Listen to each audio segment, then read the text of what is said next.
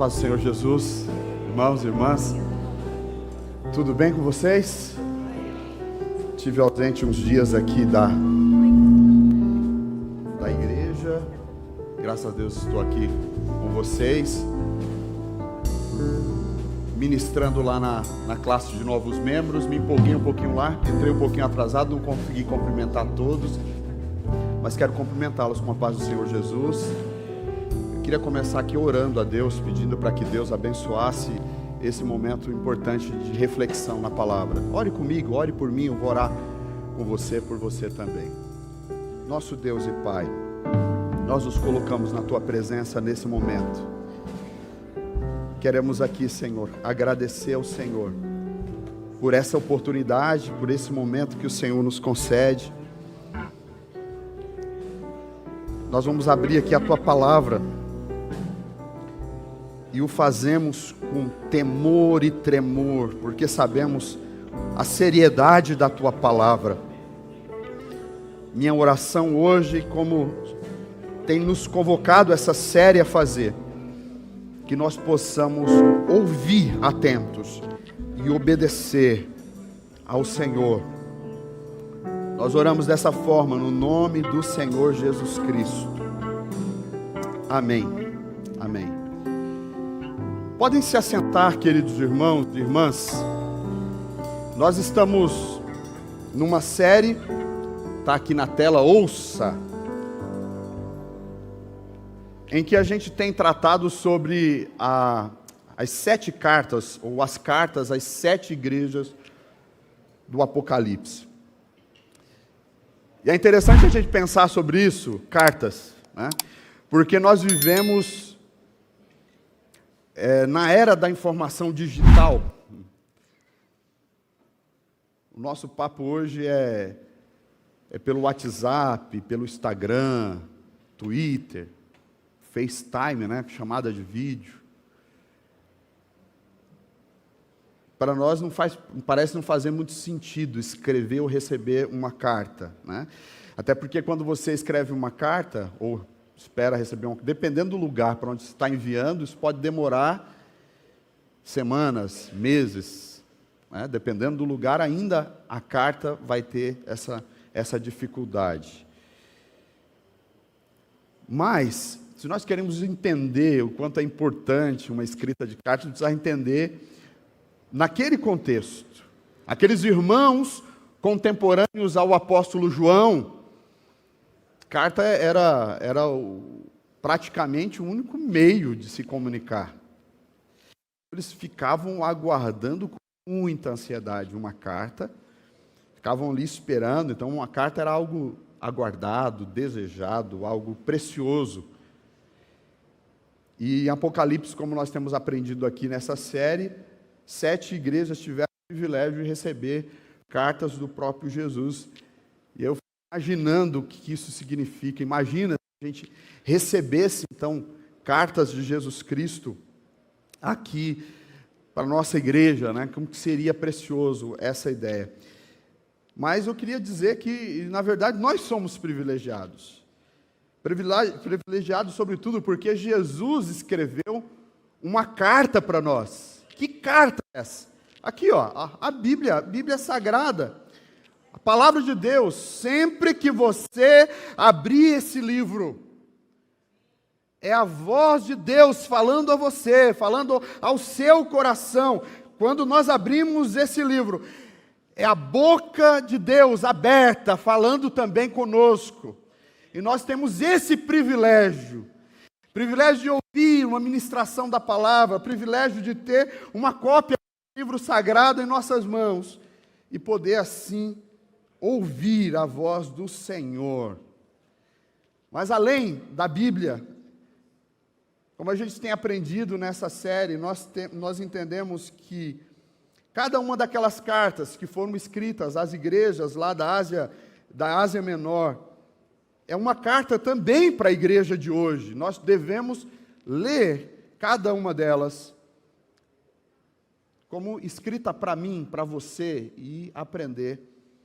E hoje eu quero refletir com vocês na carta de Cristo a Pérgamo, a igreja de Pérgamo. Eu queria que você pegasse a sua Bíblia, aí em Apocalipse, no capítulo 2, e nós vamos ler a terceira carta, capítulo 2, versículo 12 a seguir.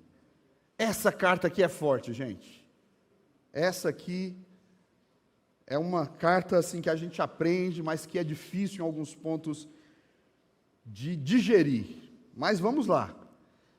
A palavra de Deus diz assim: o anjo da igreja em Pérgamo, escreva: estas são as palavras daquele que tem a espada afiada de 2 gumes. Sei onde você vive, onde está o trono de Satanás. Contudo, você permanece fiel ao meu nome e não renunciou à sua fé em mim. Nem mesmo quando Antipas, minha fiel testemunha, foi morto nessa cidade onde Satanás habita. No entanto, tenho contra você algumas coisas. Você tem aí pessoas que se apegam ao ensino de Balaão, que ensinou Balaque a armar ciladas contra os israelitas, induzindo-os a comer comer alimentos sacrificados a ídolos e a praticar imoralidade sexual. De igual modo, você tem também os que se apegam aos ensinos dos nicolaítas. Portanto, arrependa-se, senão virei em breve até você e lutarei contra você com a espada da minha boca. Aquele que tem ouvido, o que faz? Ouça o que o Espírito diz às igrejas. Ao vencedor darei do maná escondido. Também lhe darei uma pedra branca, com um novo nome nela escrito, conhecido apenas por aquele que o recebe. Glória a Deus. Queria que você permanecesse com a sua Bíblia aberta nesse trecho, que a gente pudesse aqui refletir um pouco mais sobre esse texto, sobre essa palavra. E eu poderia começar a explanação dessa carta dizendo exatamente que aqueles irmãos estavam vivendo dias muito difíceis.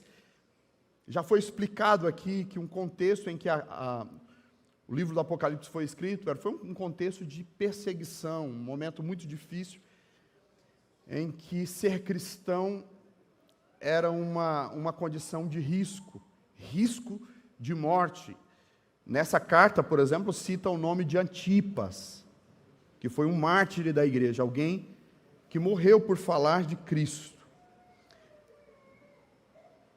João escreve essa carta, na verdade Jesus escreve, João só anota, no momento em que os cristãos estavam tendo pressões, sendo pressionados por todos os lados para negar a sua fé. Eu descrevo essa pressão da seguinte forma: a pressão vinha de cima, porque Roma estava perseguindo os cristãos naquela época, e uma das exigências de Roma é que os crentes adorassem a César, servissem ao imperador, adorassem o imperador. Essa pressão também, ela vinha de fora, porque aquela cidade era uma cidade idólatra, uma cidade promíscua, uma cidade complicada, e de forma que ser cristão naquele contexto era difícil. Mas também a pressão para deixar a fé vinha de dentro da igreja, porque havia algumas pessoas que estavam levando algumas influências erradas e que estavam causando dúvida em alguns cristãos. Alguns estavam desviando da fé e outros estavam sendo forçados a fazer o mesmo. Mas o interessante é que a carta vai falar isso, que alguns crentes ali, alguns cristãos permaneciam firmemente enquanto outros crentes estavam desistindo. E é nesse contexto que Jesus escreve, que Jesus vai mandar essa mensagem. E assim, como a gente está aqui para refletir sobre essa carta, a carta à igreja de Pérgamo, vamos direto ao assunto, né? Vamos direto ao ponto aqui. Da seguinte forma, essa carta ela tem ali 3 aspectos fundamentais no conteúdo dela. Se você prestar atenção, você vai ver que vai ter um elogio àquela igreja que se reunia em Pérgamo. Depois havia uma denúncia àquela igreja. E, por fim, um alerta. Eu vou começar aqui com um elogio. Qual que era o elogio que foi dado àquela igreja? Foi um elogio sobre a sua fidelidade. Um belo elogio. És fiel na perseguição. Como eu já falei aqui para vocês, a cidade de Pérgamo era uma cidade grande. Era a maior cidade da Ásia Menor, daquela região. Era como se fosse uma capital, pelo seu tamanho. Era moderna. Era uma cidade cheia de cultura, com gente de todo tipo, com estresse, com correria, com centros universitários, com lugar de saber, lugar onde se discutia filosofia. Ali, Pérgamo era uma cidade grandiosa. E aí, guardadas as devidas proporções, nós poderíamos dizer que era igual a São Paulo, era semelhante a São Paulo, que é uma cidade grande, em que tem a ver com o nosso contexto. Nós sabemos também informação sobre essa cidade, é que era uma cidade promíscua e uma cidade idólatra. Promíscua por quê? Até pelas influências da cultura e a maneira romana de viver, junto com a cultura grega, a filosofia grega. A maneira como eles adoravam aos seus deuses, ali havia uma sexualidade muito depravada, muito confusa, muito liberal. Também era uma cidade muito idólatra. Eu vou falar daqui a pouco um pouquinho sobre essa idolatria, mas assim, até mesmo no culto em que eles faziam lá os deuses, havia atos sexuais na hora do culto, né, como parte do ritual, né? Misturado a sangue, a estupro, era louco. Havia muito disso. Aí na questão da idolatria, naquela cidade tinha todo tipo de crença que você possa imaginar, e havia também ali alguns lugares de cultos que eram famosos no mundo inteiro. Por exemplo, naquela cidade tinha um grande altar feito ao deus Zeus, a Zeus, que é o deus da mitologia grega. Havia um altar imenso no centro da cidade, e aquela cidade era dedicada a Zeus. Mas além disso, naquela cidade também foi construído o primeiro templo de adoração ao imperador, a César. Naquele contexto, César, o imperador, e aqui, como nós já falamos, era Domiciano, o César da época. Havia um templo naquela cidade de adoração, em que toda a população da cidade era incentivada, era determinada a adorar César, né? Fazer ali uma devoção a ele e adorá-lo como Deus. Só que esse não era o pior. Havia também ali naquela cidade um templo, um grande templo, que era tipo o padroeiro da cidade, ou o deus principal, que era o deus Esculápio. Deus Esculápio é um deus da mitologia grega, que é uma serpente, na verdade, 2 serpentes enroladas em uma vara. Ele era o deus da cura. Por isso, até hoje, os médicos usam como símbolo essa imagem da serpente, porque refere-se a Esculápio, o deus da cura. Eles, então, ali, se curvavam literalmente diante de uma serpente. E é bem curioso, porque no Apocalipse a serpente tem uma representação do próprio Satanás. Serpente é identificado no capítulo 12 como a antiga serpente, Satanás, o diabo, é assim que é descrito lá. Então no Apocalipse tem esse símbolo. Então não é sem motivo que esse texto vai dizer, olha, o versículo 12 a seguir diz assim: eu conheço onde você habita, onde está o trono de Satanás. O trono de Satanás é uma referência ao fato de que ele vivia no meio da idolatria, havia um altar à serpente, havia um altar a César. Então imagina esse contexto. Talvez não seja tão difícil entender se você é um paulistano, porque nós vivemos no meio de muitas idolatrias. Hoje nós não idolatramos, por exemplo, Diana, que era uma deusa, né, da beleza, da força, mas hoje as pessoas se curvam, né, diante da sua beleza, sua própria beleza é um Deus. Hoje as pessoas não se curvam diante de Afrodite, que era uma deusa daquele contexto, mas o paulistano se curva diante de todo tipo de proposta sexual que existe. O sexo, a sexualidade é um Deus do nosso tempo. O paulistano tem outros deuses, né? Deuses do coração. O dinheiro é um Deus paulistano. Concordam comigo? O sucesso é um Deus paulistano. Até o trabalho, né? Nós somos um povo que gostamos muito, de forma exagerada, do trabalho. O paulistano se orgulha em dizer que acordou às 4 da manhã, como se fosse um grande feito. Acordo às 4 da manhã e durmo meia-noite, como uma maneira. Eu sou bom, né? Eu consigo. Porque o trabalho se tornou um Deus também. Então, lá ele tinha esses seres em que eles se curvavam, e nós também, no nosso contexto também, temos muitos ídolos, que se a gente não tiver cuidado, a gente se acaba curvando diante deles.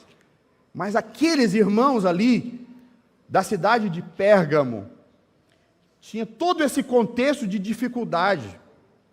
E aí, diante desse contexto, vem um elogio a esses cristãos.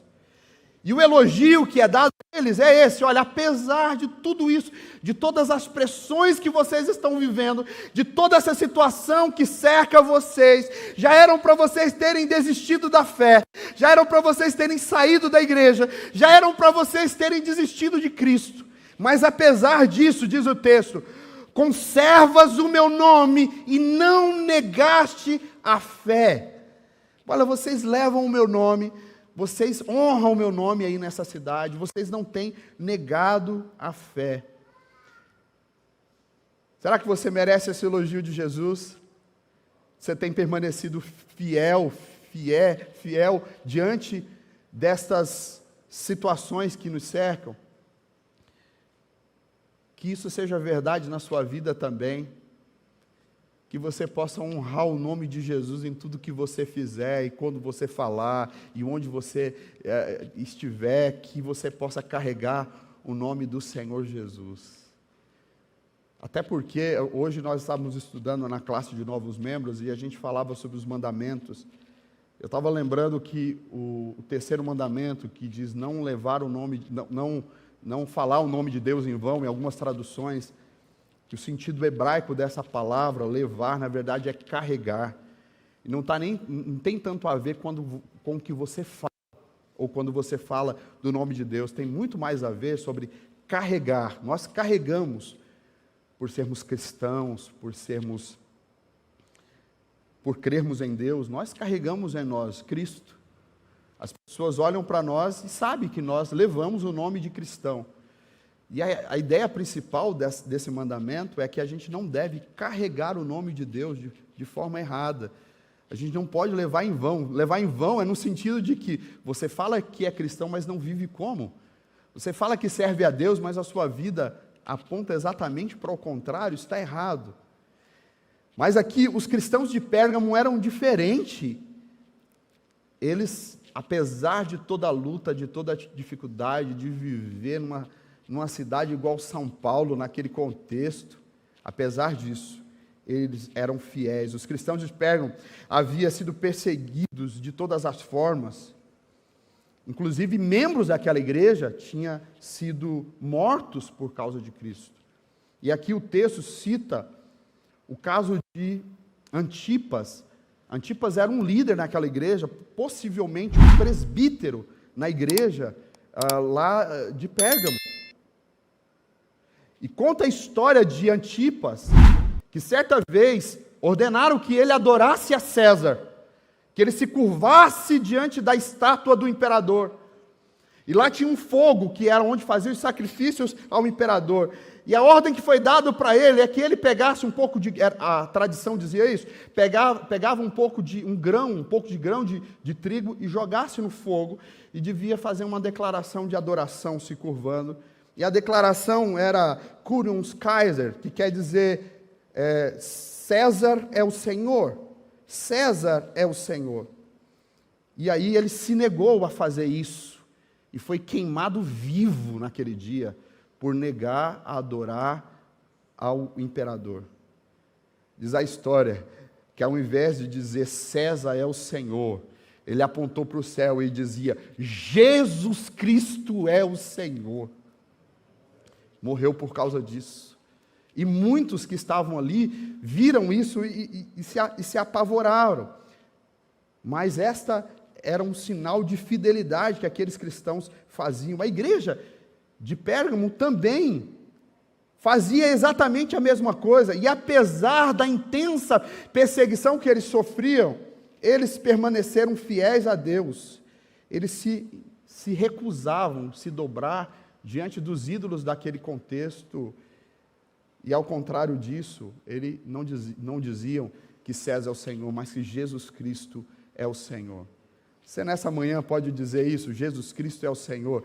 Ele é o Senhor da sua casa, Ele é o Senhor da sua família, Ele é verdadeiramente o Senhor do seu coração. É verdade mesmo? E se dissessem para você, nega Ele, senão você vai morrer, você faria isso? Aí é só lá para você saber, né? Vamos combinar? Eu estava vendo uma história de uma situação na Rússia. A Rússia é KGB, né? Diz que eles estavam lá, uns crentes reunidos, num período que era proibido se reunir para servir a Jesus. E aí chegou 2 soldados da KGB no meio do culto e diz assim, vocês são cristãos? São cristãos de verdade? Quero saber aqui, vou dar uma chance para vocês. 2 com uma metralhadora, né? Fortemente armados. Eu vou dar uma chance aqui. Quem é crente de verdade, quem é cristão de verdade, crê em Jesus, permaneça. Quem não for, pode sair. Vamos dar essa chance para vocês. Aí diz a história que começaram a levantar, deu uma dor de barriga aqui, né? Tipo, lembrei que eu deixei o feijão no fogo, tô indo. Desculpa aí, gente. E alguns foram saindo, sério mesmo. Fato real. E aí depois, esses policiais ali engatilharam a arma, prepararam e disseram assim, que bom, irmãos, nós também somos cristãos e a gente queria adorar hoje com os verdadeiros cristãos. Vamos adorar juntos. Se fosse você lá, você teria ficado? Pois os cristãos de Pérgamo não negaram a fé por nada. Eu tenho sido impactado, esses dias eu assisti um podcast, eu tenho enviado esse podcast para algumas pessoas, da missionária Ariadna. Essa é uma missionária, acho que é da Jocum, ela trabalha com cristãos em países onde é proibido, né, cristãos perseguidos pelo mundo. E ela, como ela é fotógrafa, então ela consegue o visto para entrar em outros países, mas ela vai como uma infiltrada para identificar esses cristãos. E ela, se você puder um dia assistir o podcast que ela conta os depoimentos, ela conta vários fatos de cristãos que estão no mundo afora, onde falar de Cristo é crime, e as pessoas podem morrer por declarar, ou por ser encontrado com a Bíblia, ou por falar que Jesus Cristo é o Senhor, e muitos deles são obrigados a negar a sua fé, senão são mortos. Não sei se você sabia disso, mas existem centenas de casos, dezenas de países onde é extremamente proibido falar da fé cristã. E ela vai encontrar vários lugares assim, aí ela conta vários depoimentos, eu não teria tempo aqui para dizer todos eles, ou dizer alguns, né? Mas ela conta, por exemplo, de um senhor que ficou mais de 20 anos preso por servir a Jesus, numa cadeia em que ele apanhava quase todo dia uma proposta de nega a sua fé. E eles pegaram esse senhor, que já era um senhor de idade, para servir de exemplo.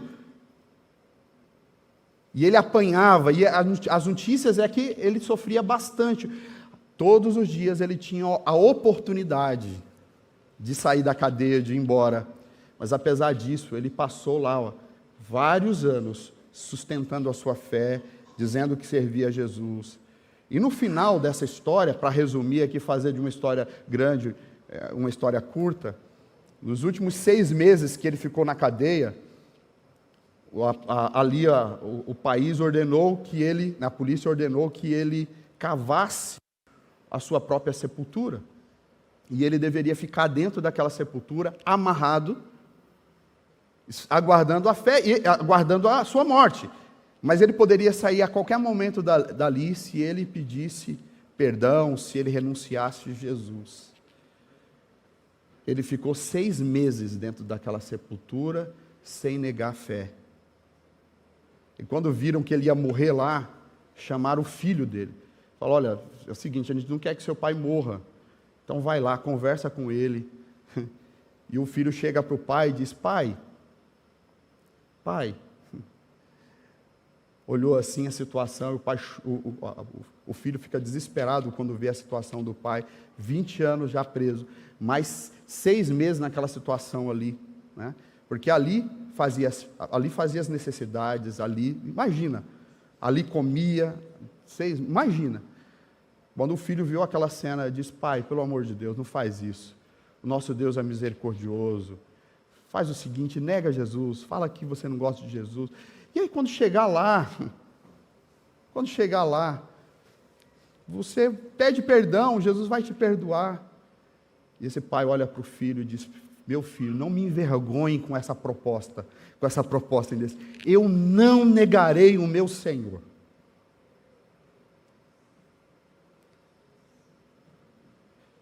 Isso é muito parecido com o que os irmãos lá de Pérgamo viviam. Eu estou falando aqui de perseverança, gente. E a gente fala de sofrimento na fé cristã. Eu tenho aprendido, e essas histórias me ensinam, que nós cristãos aqui, do Ocidente, a gente não sabe o que é sofrer por Jesus. A gente não entende isso direito. E eu vejo cristãos deixando a igreja por picuinha, por bobagem. Porque o pastor disse alguma coisa que não gostou, ou alguém disse uma palavra, alguém olhou. Gente que sai da igreja porque o outro olhou feio. A pessoa olhou feio, puxa, eu não gostei, não vou mais à igreja. Imagine se tivesse que ser preso por causa de Cristo, será que não negaria com muita mais facilidade? Então nós não sabemos o que é sofrer por Cristo. A gente tem que ter cuidado com isso, porque a Bíblia diz que vai chegar o tempo da grande tribulação. E a gente tem que estar preparado para esse momento. Infelizmente, o nosso estilo de cristianismo aqui no Brasil não tem nos preparado para esta realidade. Por conta disso, muitos vão negar a fé quando a coisa apertar.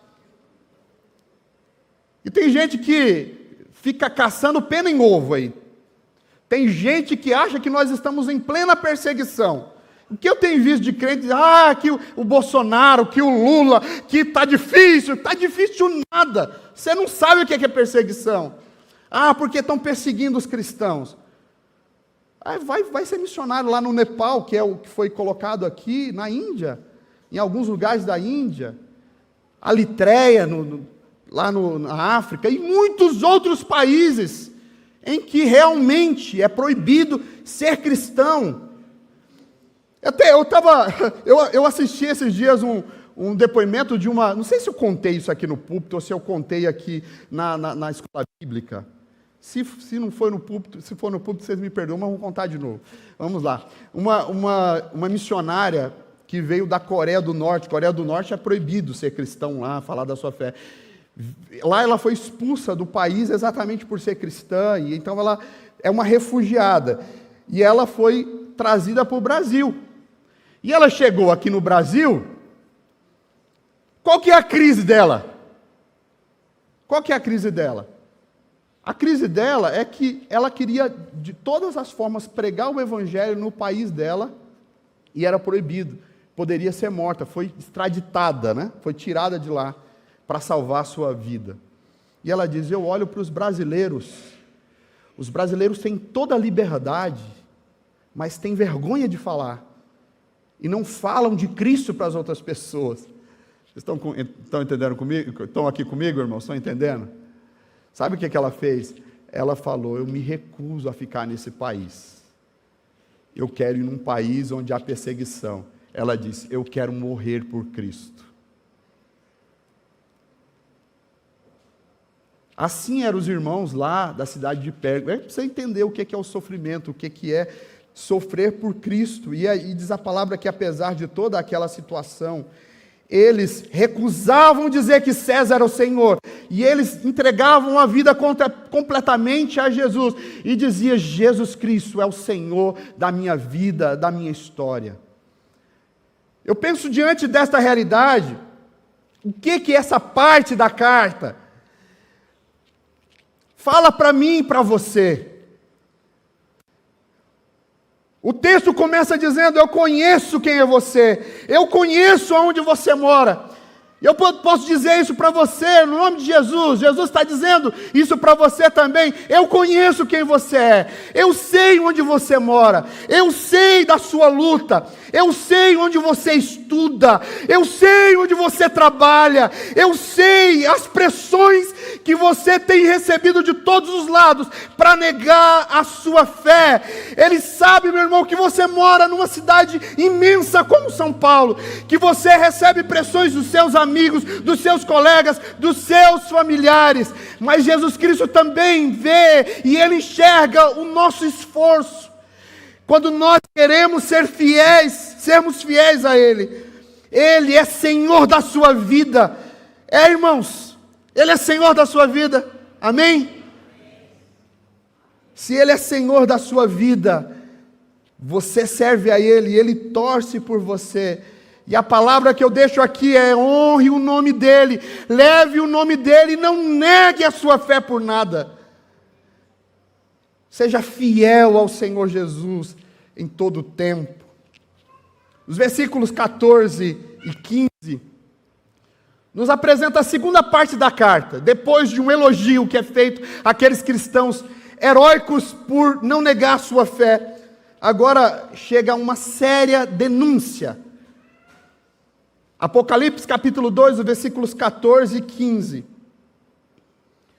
E a denúncia que é feita é que alguns crentes daquela igreja, ou aquela igreja em si, estava se acomodando ao pecado. Que apesar de terem lá pessoas morrendo por causa de Cristo, também haviam cristãos ali, ou aquela igreja não era uma igreja irrepreensível diante do Senhor, né? Nós não somos também uma igreja perfeita, nenhuma igreja é perfeita, e a igreja de Pérgamo indica, aponta para essa direção. E aí, o que eu aprendo com essa carta aqui? Olha aqui os versículos 14 e 15, não sei se você está acompanhando na sua Bíblia, que diz assim, portanto, eu tenho contra vocês algumas coisas. Vocês têm aí aqueles que se apegaram aos ensinos de Balaão, que ensinou Balaque a armar cilada contra os israelitas, induzindo a comer alimento sacrificado aos ídolos e a praticar imoralidade sexual. De igual modo, vocês também têm os que se apegam aos ensinos dos nicolaítas. O que quer dizer isso, gente? Vamos lá. Em outras palavras, eu poderia dizer assim, que no primeiro momento Satanás se levanta contra aquela igreja, rugindo como leão, ameaçando de morte. Isso não deu muito certo. Então ele muda a estratégia. E agora ele vem ganhando o território como se fosse uma serpente que rasteja, engana que vai influenciando. É essa figura que aparece aqui. Por quê?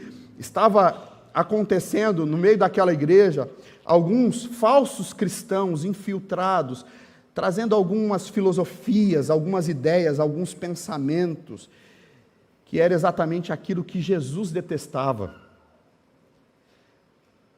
Em primeiro momento, esse grupo é identificado como os nicolaítas. O pastor Edmilson Mendes explicou quem eram os nicolaítas. Era uma seita que surgiu no meio cristão, que era chamado de gnósticos. E eu não vou nem me atrever a tentar explicar aqui, que é bem complexo. Mas eles, sobretudo, eles diziam, o que tem a ver muito aqui com esse texto, eles diziam que a matéria não tem valor algum. E, inclusive, eles não acreditavam que Jesus veio em carne, esse grupo. Porque se a matéria não tem valor algum, né, como os gregos, na filosofia grega, ensinava, então a matéria não tem valor algum. Então Cristo não veio em carne, eles ensinavam isso. E que também nossa matéria não tem valor algum, nosso corpo físico não tem valor algum. O que vale é a nossa alma, o nosso espírito. Tá, vamos lá. Aí já tem um monte de erro, né? Que a Bíblia diz que nosso corpo é o templo do Espírito Santo e Deus habita em nós. Nós somos casa de Deus. Então o nosso corpo tem valor sim. Bom, mas eles diziam que o corpo não tinha valor nenhum. E agora que vem a heresia pior deles. Eles diziam o seguinte, que o que você faz com o seu corpo não afeta a sua alma. Então você pode se prostituir, você pode se drogar, você pode fazer o que você quiser com o seu corpo, que isso não vai afetar o seu coração. O importante é o seu coração. Você já ouviu alguém falar isso? Né? Importante, não tem. Então você pode fazer, você pode falar alguma maldade, não tem problema. Eles tinham essa ideia. Que loucura isso, né? E isso começava a infiltrar no meio da igreja. E claro, quando isso acontecia, muitos assustavam, diziam, não, isso é errado. Só que eles começam a mudar a estratégia. E a estratégia que eles usam aqui é fazer através da doutrina de Balaão. Aí é outro nome difícil, né? Então, os nicolaítas tinham esse conceito, eles usavam, vamos dizer assim, a estratégia de Balaão. Vocês lembram o que Balaão fez com o povo de Israel? E aí, para a gente entender isso, e como que era o êxito dessas pessoas, a gente precisa lembrar a história de Balaão. Quem foi Balaão? A história de Balaão aparece lá no livro de Números, nos capítulos 22 até o 25. Quem era Balaão? Balaão era um profeta de Deus, era um profeta verdadeiro, digamos assim. Mas esse profeta se prostituiu, se vendeu. Ele foi contratado por um rei chamado Balaque. Ele foi contratado por Balaque, dizendo, olha, você vai lançar maldição contra Israel. Então ele tinha a missão de lançar maldição. E ele foi contratado, ganhou uma grana boa, chegou lá e ele começa a amaldiçoar o povo de Israel, falar palavras de maldição sobre a vida desse povo. Só que cada vez que ele lançava a maldição, o que acontecia? A maldição se tornava em bênção. E diz a palavra que contra o povo de Deus não vale encantamento. Que Deus protege o seu povo, que Deus guarda o seu povo. E aí Balaão disse, olha, não tem como amaldiçoar o povo de Deus, não tem como. Mas ele já tinha recebido o salário. Ele diz, olha, então eu não posso dar o serviço, mas eu vou te dar uma ideia. E ele deu uma ideia que deu certo. Qual que foi a ideia que Balaão deu ao rei para derrubá-lo, tirar o povo de Deus da fé? Como que foi? Fala, olha, manda presente para eles, convida eles para as festas de vocês, sejam amigos deles, convida eles aí para a sua cidade, dê presentes. E aí o povo de Israel começou a ir nas festas lá daquele rei, ele começou a gostar dos banquetes. E é mais ou menos assim, olha, você não se importa da gente adorar o nosso Deus aqui do lado? E aí, não tem problema não. E começaram a adorar o Deus, de repente eles estavam ajoelhados diante desses deuses. E ali se sacrificavam ídolos. aos ídolos, e todo o alimento, eles começaram a comer começar a participar do culto, aquilo que era escandaloso para Israel, eles começaram a aceitar, foi aceitando, de repente estava idólatra contra eles. Aí depois eles começam a participar da festa, começam a beber demais, e aí já não tem muita noção do que está acontecendo. Baraque dá a segunda atacada, coloca mulheres bonitas em volta deles. As filhas lá daquele país colocam um monte de mulher bonita, e eles começaram a se prostituir, a comer coisas aos ídolos, a adorar os ídolos lá do rei Balaque. Olha que coisa terrível. O que essa história aqui tem a ver com os irmãos lá de Pérgamo? O que tem a ver? É que aquele grupo que estava com aquelas ideias confusas, diz, olha, se a gente falar direto não vai dar certo, mas vamos infiltrar, vamos colocar algumas ideologias, vamos plantar aí alguns cavalos de Troia no meio deles, vamos disseminar algumas ideias, e aí as pessoas começam a dizer, não tem nada a ver, isso é exagero demais, e começa a aderir, começa a se conformar, e a Bíblia diz, não vos conformeis com esse mundo, mas transformai-vos pela renovação da vossa mente, para que vocês possam experimentar qual seja a boa, santa, perfeita, agradável vontade de Deus. A Bíblia diz para nós não nos conformarmos, mas Satanás tem essa estratégia, muitas vezes, de ir nos seduzindo e plantando ideias, e a gente vai aderindo a alguns conceitos, alguns pensamentos, e de repente, aquilo que era um pecado terrível, aquilo que era escandaloso para nós começamos a aceitar. Você já tem algum comportamento que você faz hoje, que antigamente era um escândalo para você? E alguém vai te repreender e você fala, não, nada a ver. Não tem nada a ver isso não. Falo da graça, né? Não, Deus perdoa. Não fala isso não, nada a ver. Você está sendo radical demais. Isso que acontece, o pecado nos leva nesse processo, né, de acomodação. Havia também uma questão de que, no contexto de Pérgamo, havia, irmãos, uma questão em que a maioria deles eram comerciantes, era uma cidade de comerciante. Então, ser cristão naquele contexto era perder negócios, era perder vendas. Então, essa turma aqui dos nicolaítas estava dizendo, gente, se vocês forem radicais demais assim, vocês vão acabar passando fome. Então, o que tem que sonegar um pouquinho ali, né? O que tem você transgredir aqui o sábado ali? Não tem problema. O que tem participar lá da festa deles? Não tem problema algum. E aí, algumas pessoas, para não perderem o prestígio, estavam cedendo, e isso estava custando o testemunho de muitos cristãos e a sua coroa. Eu queria perguntar para você, com quem você tem andado? Quem são as pessoas que te influenciam? Com quem você troca a ideia? Eu tenho ouvido isso, que nós somos a média dos nossos 5 amigos, a média das 5 pessoas com quem a gente anda, com quem a gente mais anda, as 5 pessoas mais próximas da gente é a média dessas pessoas.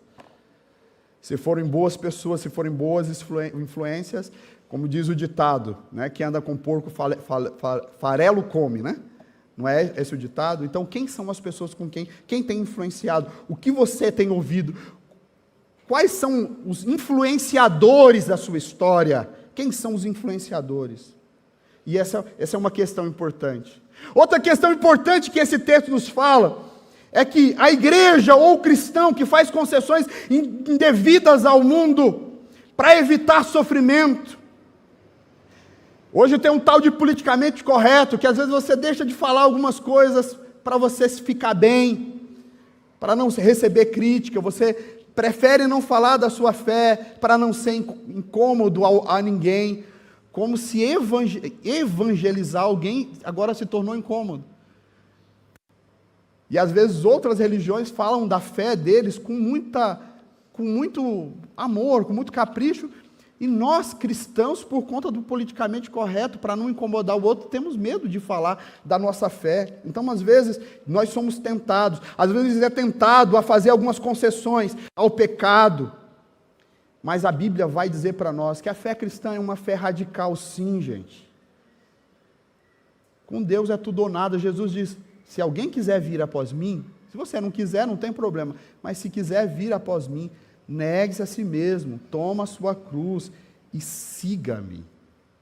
Amém, queridos? Esse texto também fala para nós, por fim, de um alerta, de um grande alerta. O alerta aqui é, cuidado com a espada de Cristo. Cuidado, com Deus não se brinca. Essa é essa mensagem. Antipas havia sentido a espada de Roma, mas a igreja de Pérgamo corria o risco de experimentar a espada de Cristo. Como é identificado no primeiro versículo, versículo 12, ele é aquele que tem a espada de dois gumes.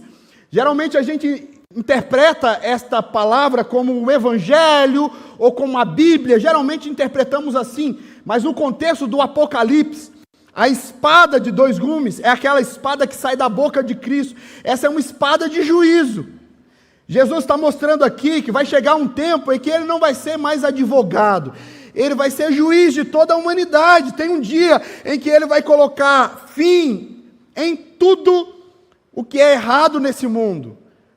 Vai chegar um tempo em que ele vai trazer juízo sobre a humanidade. Mas, para aqueles que zombam de Deus, aqueles que enfrentam a Deus, podem sim receber juízo antecipado. Há juízo de Deus nesse tempo, gente. Igrejas podem perder o seu candelabro, como diz a palavra ali, a carta de Éfeso.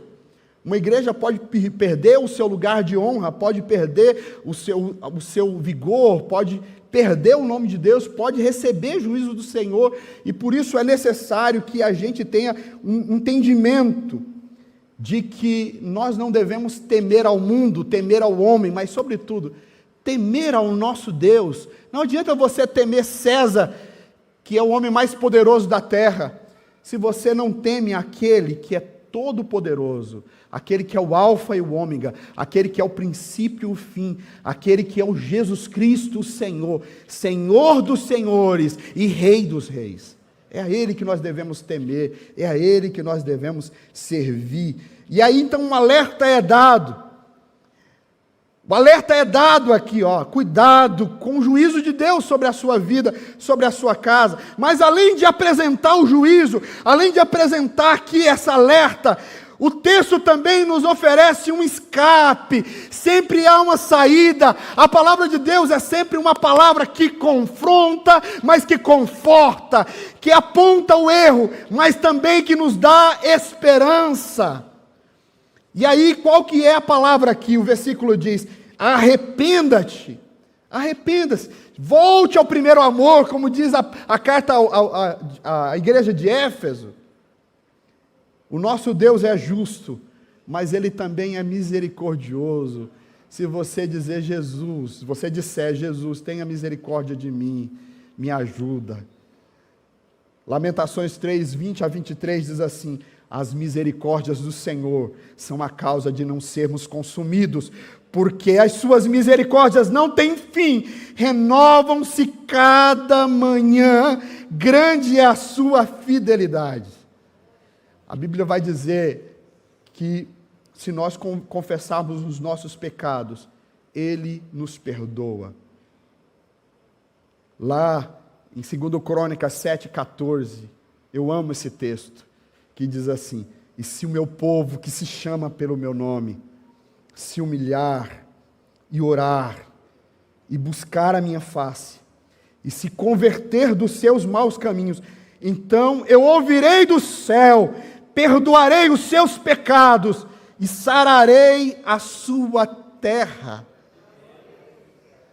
Tem muitas pessoas que às vezes pecam, que às vezes falham, cometem erros, e acham assim, para o meu caso não tem solução. Talvez eu esteja até falando para alguém que se sente assim, para o meu caso não tem o que fazer. Eu vou dizer para você, assim, o nosso Deus é poderoso, é misericordioso. Se você clamar, pela ajuda dele, ele vai te salvar, ele vai te resgatar. Então essa palavra dá um alerta a essa igreja, aqueles cristãos que estão aceitando o pecado em sua vida, mas também dá uma saída, né? Dá uma saída, olha, arrependa e vocês vão receber a vida eterna. Eu quero concluir essa palavra mostrando aqui que no final, assim como todas as cartas vão acontecer, o apelo é para toda a igreja, mas o convite final, o apelo final é aos indivíduos, é a cada um de nós. Quem tem ouvido, ouça. Quem tem ouvido, você ouviu essa palavra hoje, ouça, guarda e pratica essa palavra, coloca essa palavra no seu coração e pratica na sua vida. E aí diz que aquele que faz isso, há uma promessa linda. O texto diz que depois, há uma promessa maravilhosa aqui no texto, que o versículo 17, olha aí na sua Bíblia, diz que ao invés de comerem as carnes sacrificadas aos ídolos, vamos ler o versículo 14, deixa eu ler aqui, diz assim, ó, versículo 17, todo o versículo 17, diz assim, aquele que tem ouvido, ouça o que o Espírito diz às igrejas, no singular, ao vencedor, darei do maná escondido, também darei uma pedra branca, com um novo nome nela escrito, conhecido apenas por aquele que o recebe. O que significa isso, gente? Rapidamente aqui. Primeiro é que tudo que tem a ver com adoração naquele contexto tinha a ver com banquetes que eram oferecidos aos deuses, e ali eles participavam de banquetes e festas lindas ali, bonitas, em que eles acabavam adorando e prestando adoração a deuses estranhos.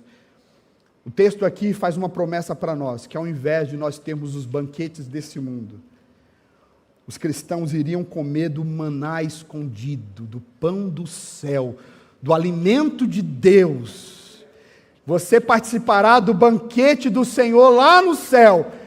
Você estará na presença dEle. Ele que vai estar oferecendo ali o alimento. E não existe nada melhor, maior. E esse alimento representa a própria presença de Cristo, que é o pão da vida.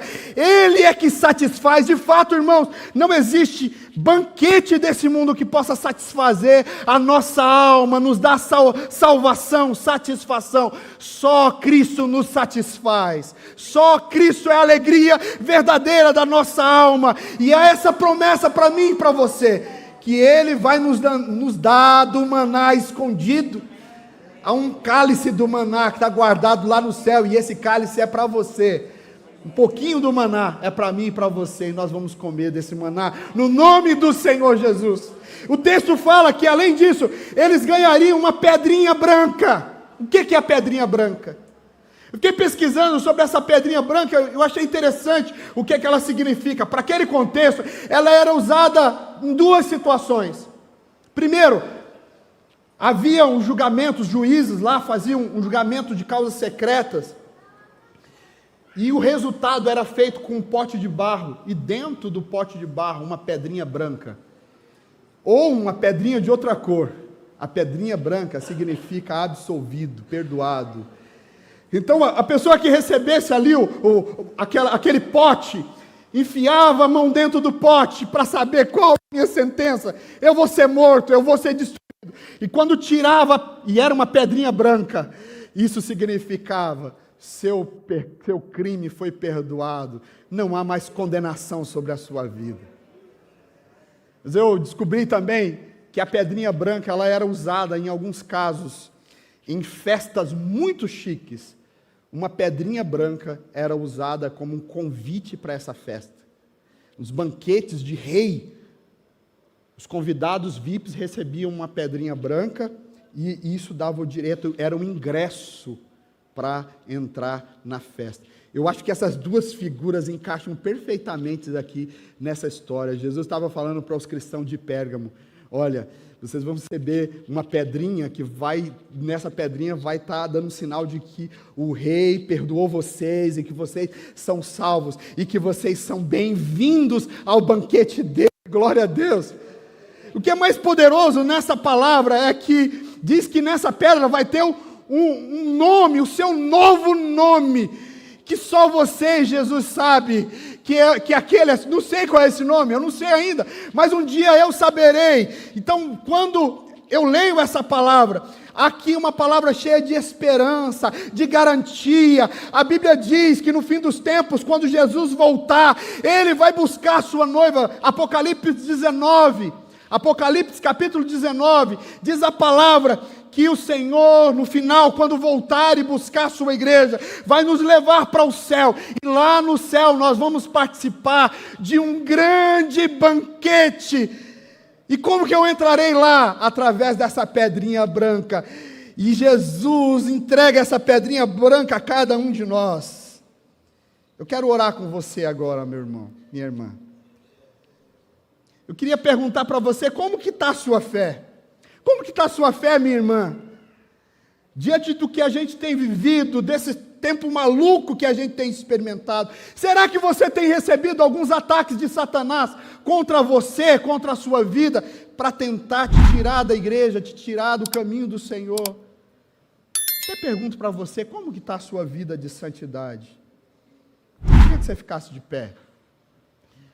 E diante disso que nós falamos aqui, dizer o seguinte: Deus conhece a sua luta, meu irmão, minha irmã. Deus sabe do seu esforço. Essa palavra hoje tem a ver assim, André, Deus sabe onde você mora. Deus sabe por onde você tem que passar levando o nome dEle. Moreira, Deus sabe a sua luta, a sua provação, a sua dificuldade. E, jovem, Deus sabe onde você estuda. Ele sabe o quanto que é difícil aquela faculdade, aquele ambiente. Ele sabe, Ele conhece a sua dor. Mas Ele está olhando para você agora e está dizendo: não desista. Você precisa saber disso no nome de Jesus. Você não está sozinho. O seu Deus é maravilhoso, é poderoso. O amor dEle é grandioso por você. Ele te guarda, Ele te protege. Satanás vive ao seu derredor querendo te destruir, mas ele nunca vai destruir, porque maior é o que está em nós do que o que está no mundo, e Deus está te guardando, te defendendo. Você só está essa manhã aqui adorando ao Senhor Jesus, porque Jesus Cristo tem te protegido, o Espírito Santo que te trouxe aqui. Foi Deus que te trouxe aqui nessa manhã, para ouvir essa palavra, essa ministração no sentido de não desista, não desanime. Você crê que Jesus está aqui conosco nessa manhã? Ele está aqui, gente. Então ouça a voz dele falando ao seu coração, à sua vida. Nessa manhã, ele está te dando um maná. No sentido espiritual, cada culto que a gente participa, cada mensagem que a gente ouve, é um pouquinho desse maná espiritual que Ele nos dará em grande porção quando nós chegarmos lá na glória. Mas Ele também está aqui nessa manhã, no nome de Jesus, dando essa pedrinha branca, dizendo: filho, está perdoado, você está absolvido, que isso não pese mais no seu coração, eu te aceito, eu te recebo. Ele está dizendo para você: está totalmente pago. Mas você também, meu filho, saiba que você tem direito de participar do banquete no céu. A gente participa desse banquete lindo aqui, e cremos que participaremos com Ele lá no céu um dia. Eu queria orar com você. Eu queria que a gente pudesse orar juntos. É possível você orar com alguém que está do seu lado, porque igreja tem a ver isso com comunhão, com a gente orar uns pelos outros, a gente fortalecer uns aos outros, de nos corrigir, de nos acertar, de ver o que está errado em nós. Nós não podemos ir por esse caminho, mas também de abraçar, de aproximar e dizer: irmão, não desanime. Então, se você puder orar com alguém aí que está do seu lado, inclusive se você puder ministrar essa palavra, dizendo: irmão, não desanime. Se for difícil, se tiver difícil a sua situação, não desanima. Deus está contigo. Jesus vai te proteger, vai te abençoar, vai te fortalecer. Você pode dizer palavras nesse sentido para esse irmão, para essa irmã que está do seu lado. Você olha, não desanima. Se tiver difícil lá na sua casa, na sua história, na sua família, Jesus te ama, Ele se importa com você. Ele está vendo a sua dor, Ele está vendo o seu sofrer, mas Ele tem solução para você. Amém? Vamos orar uns pelos outros? Vamos orar. Se você quiser compartilhar um motivo de oração com esse seu irmão aí, diz, olha, ora pela minha filha, ora pelo meu filho, ora pela minha casa. Vamos clamar a Deus, vamos orar juntos agora. Oremos ao Senhor. Senhor, nosso Deus e Pai, nós nos colocamos em Tua presença nesse momento, Senhor.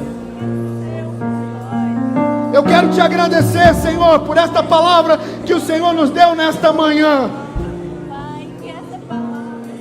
O Senhor deu essas palavras à igreja de Pérgamo, mas essas palavras são também palavras para a igreja de Vila Medeiros.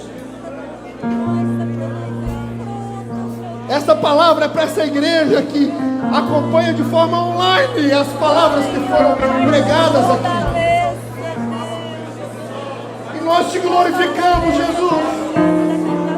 Nós não nos curvaremos a nenhum ídolo, nós não curvaremos a César, nós não adoraremos nenhum outro Deus nesta existência. Nós só adoraremos ao Senhor. Tu és o Senhor da nossa vida, da nossa história. Nós te amamos, Senhor. Recebe a adoração, recebe, Senhor, o clamor do teu povo, da tua igreja neste momento, ó Deus. Nós cremos que o Senhor está aqui, nos contemplando, nos vendo, Senhor. Então, meu Deus, eu me curvo diante do Senhor aqui agora. Eu sei, meu Deus, que nós não somos perfeitos, assim como a igreja de Pérgamo tinha suas falhas, e às vezes, Senhor, vacilava em algumas coisas, negligenciava algum dos seus mandamentos. Da mesma maneira, Senhor, nós somos falhos, nós somos errados, nós cometemos erros, meu Deus, mas nós confiamos na Tua graça e na Tua misericórdia. Nessa manhã nós nos arrependemos diante do Senhor e pedimos, meu Deus, a Tua ajuda, pedimos, meu Deus, a Tua bênção sobre nós, pedimos para que o Senhor venha perdoar cada pecado, cada falha. A nossa oração é como aquela do salmista que dizia: sonda-nos, ó Deus, veja se há coisa errada em nós, se há pecado em nós, e nos guia, Senhor, para fazermos a Tua vontade. Ah, meu Deus, nós nos arrependemos diante do Senhor, ouvimos aqui as Tuas alertas, as Tuas indicações. Nós vivemos numa cidade, Senhor, que é difícil, Senhor, para mantermos fiéis, para não cedermos às pressões de todos os lados. Todos nós somos pressionados a sermos modernos, todos nós somos pressionados a fazer concessões, a nos curvar ao capricho desse mundo. Mas por mais que esteja difícil, Senhor, nós não queremos nos curvar, nós não queremos entregar os pontos, Senhor. Ah, Senhor, nós colocamos diante do Senhor o nosso plano por aqui agora. Que o Senhor a cada culto possa nos dar do Teu maná, e que no tempo certo, no dia certo, a gente possa encontrar com o Senhor. Aleluia, maravilhoso Deus. Como é bom ter a convicção de que nós somos aceitos pelo Senhor, que nós fomos perdoados, resgatados pelo Teu poder, nós fomos absolvidos e temos um convite. Você está com o Senhor? Nós nos colocamos nesse momento, Senhor, nós clamamos aqui agora. Nós oramos aqui uns pelos outros, meu Deus. Talvez o nosso choro hoje não seja um choro pentecostal, Senhor, falando em línguas ou algo assim. Nosso Nossa oração hoje é uma oração de entrega, de arrependimento, dizendo: Jesus, tem misericórdia de nós. Nós queremos ser uma igreja fiel, nós queremos ser a noiva do Senhor, nós queremos ser relevantes nesse mundo, nós queremos levar a Tua palavra, nós não queremos de forma alguma negar a fé, mas queremos levar o Teu nome, Senhor, com todo zelo e capricho. Nós oramos assim, pedindo, meu Deus, a Tua bênção sobre nós, no nome de Jesus, no nome do Senhor Jesus. Aleluia, aleluia, glória a Deus. Tem alguém que gostaria de receber uma oração especial com imposição das mãos? Eu queria te chamar para vir até a frente. Se você está precisando de um milagre do Senhor, venha. Eu queria que nessa oração a gente orasse por duas pessoas de uma forma especial. Que a gente orasse pelo Márcio. O Márcio, ele veio alguns dias aqui na igreja, diagnóstico de câncer. O Márcio é esposo da Leni, é cunhado da doutora Claudete. Veio esses dias aqui. Até depois que ele veio aqui no culto, ele teve um diagnóstico confirmado de câncer. E ele crê no milagre do Senhor. Eu queria que a gente orasse por ele, pelo Márcio. Eu queria também que a gente orasse pela Karine, é isso? Irmã da Pati. Ela está grávida de 7 meses, que teve uma complicação, uma pedra do rim que foi para a ureta, né? E está numa situação bastante grave. Essa menina já viveu alguns milagres do Senhor. Nós vamos clamar por mais esse milagre. Eu queria que a gente orasse por ela. Eu queria que vocês orassem também pela diaconisa Naide. Ela está com problemas fortes na coluna, com dores fortes. Então, 3 nomes aqui para a gente apresentar: diaconisa Naide, Márcio, Karine. Pastores, venham aqui à frente. Ficam aqui à disposição. Se alguém precisar da oração, venha aqui até os pastores e orem ao Senhor. Se você está com muita sede, muita vontade, quiser se ajoelhar aí onde você está e continuar clamando, gente, Jesus está aqui. Jesus está aqui falando com a gente, nos abençoando. Eu queria que você continuasse clamando, que você continuasse orando. O grupo daqui a pouco vai louvando também. E aí você vai adorando ao Senhor. Glória a Deus nesse momento. Oh, meu Deus, Pai, nós nos colocamos aqui agora. Essa é uma oração, Senhor, que nós intercedemos para aqueles que estão sofrendo, para aqueles que estão enfrentando algumas lutas. E aqui, no dia de hoje, 3 pessoas, Senhor, que precisam de um milagre do Senhor na saúde. Nós oramos pela vida da diaconisa Naide, para que o Senhor traga sobre ela, Senhor, o alívio das suas dores e a cura na sua coluna. Eu oro pela vida do Márcio, Senhor, com um diagnóstico de uma situação, Senhor, complicada. Nós colocamos diante do Senhor a vida dele. Ele tem se reconciliado com o Senhor, voltado para a tua casa. E a minha oração, Senhor, é para que o Senhor traga salvação sobre ele, mas que o Senhor traga essa cura sobre a vida dele.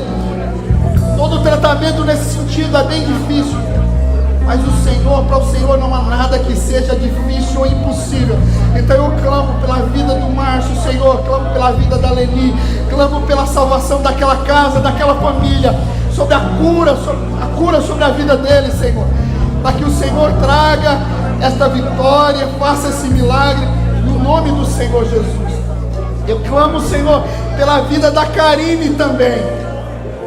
Senhor, é uma situação complicada, difícil, mas nós queremos um Deus que faz milagres. A Karine é prova de que o Senhor faz milagres. Então nós oramos por ela aqui agora, que o Senhor direcione. Se o Senhor quiser, essa pedra pode se desfazer agora, neste momento. Mas o Senhor tem os seus meios, então que nós pedimos é que o Senhor opere pela tua bondade, o teu querer, que o Senhor coloque a tua mão e que acerte o que precisa ser acertado e abençoe a vida dela, trazendo cura. Eu oro, meu Deus, por todos os que estão enfermos, por todos que estão enfrentando provas, lutas na sua vida. Que a mão do Senhor, que a bênção do Senhor seja sobre cada uma dessas vidas, dessas pessoas. Nós oramos em nome de Jesus. Aleluia. Vamos adorando o nome do Senhor Jesus. Exaltemos Ele. Continua orando, clamando. Ponho a minha Glória a Deus. fé